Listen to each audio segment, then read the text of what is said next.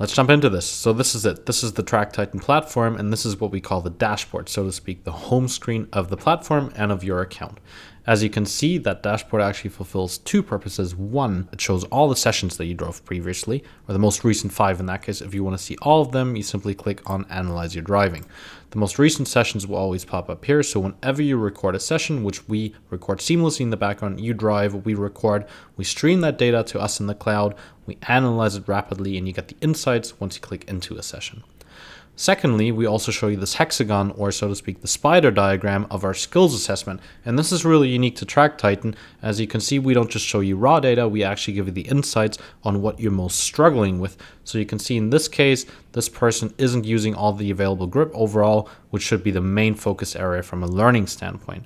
Equally, they're pretty good with over and understeering, but they could probably work a little bit on their throttle. Braking technique seems good, and the racing lines aren't too bad either. Now that we understand the overall structure of how Track Titan works, let's actually analyze some session data. So we can see all the previous sessions that the user recorded down here, and let's pick this one, Laguna Seca in a GT car, Chevrolet Corvette C7R. We click into session, and you can see all your laps listed here, always compared against a reference lap, and that's a really important one. You can see it. The reference lap is a lap we or another fast user set, and you can compare your data to that.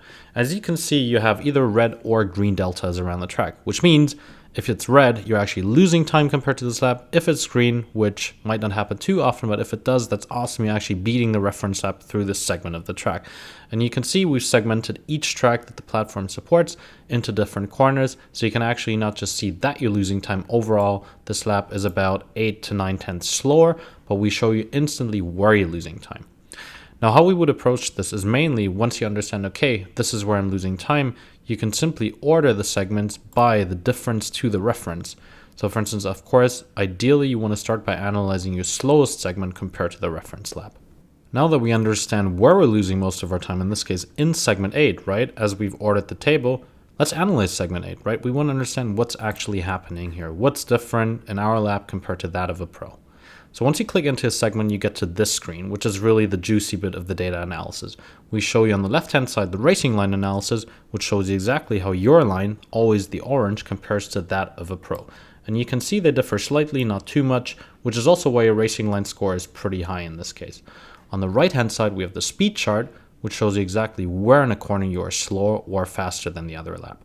Equally quite useful, and actually one that we recommend you starting with, is the diff to ref functionality. Diff to ref stands for difference to reference, and it shows you not just that you are losing a certain amount of time in this corner as a whole, but it shows you exactly how that time delta is building up. So for instance, as you can see, the delta, the diff to ref graph, always starts at 0, and it shows you that actually in this case, the driver is losing all their time on the entry, right?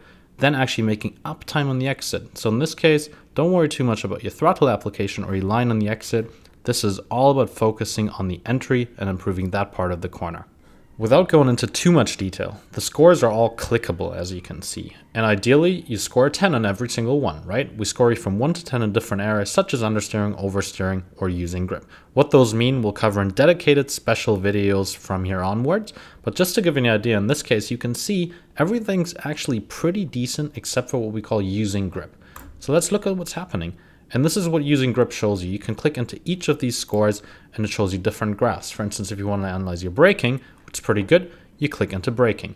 If you want to analyze how you use grip, which is actually the problem area, you click into using grip, and you can see, if you haven't noticed, that actually the racing line analysis changes to using grip analysis. And how do we read this? When the graph is green, you're actually maximizing your grip, or you're simply at full throttle. So you can see we're driving into the corner at full throttle, which we can see in the cockpit here. We get on the brakes in both cases, but you can see our brake pressure is actually much, much lower than the reference lap, which means we're simply not using all the available grip, right? You're leaving grip on the table once you turn in, getting towards the limit, but then again, not maximizing the grip. And not maximizing the grip simply means you're leaving time on the table, and you can really see how the driver is struggling in the braking phase to really apply enough pressure.